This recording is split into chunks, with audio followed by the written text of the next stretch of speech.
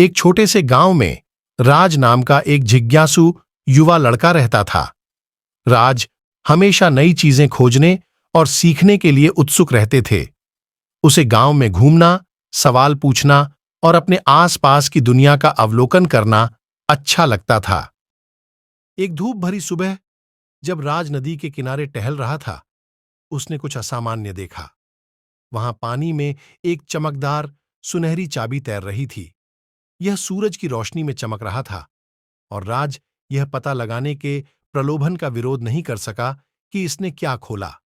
उसने सावधानी से उसे नदी से बाहर निकाला और अपने हाथ में पकड़ लिया। राज जानता था कि यह चाबी जरूर खास होगी और इसे कुछ रोमांचक खोलना होगा। उसने इस चाबी से मेल खाने वाले ताले की खोज में निकलने का फैसला किया।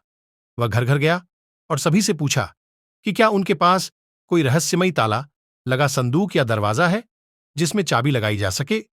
लेकिन घंटों खोजने के बाद भी राज को कोई मेल नहीं मिला। थोड़ा निराश महसूस करते हुए राज ने एक बड़े प्राचीन पेड़ के नीचे आराम करने का फैसला किया।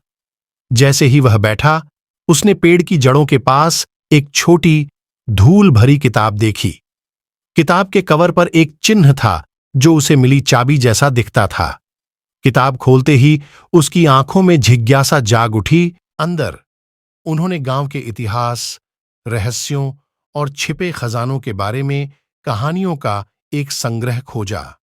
यह पता चला कि सुनहरी चाबी ज्ञान की कुंजी थी जो उसके गांव के इतिहास को खोलती थी।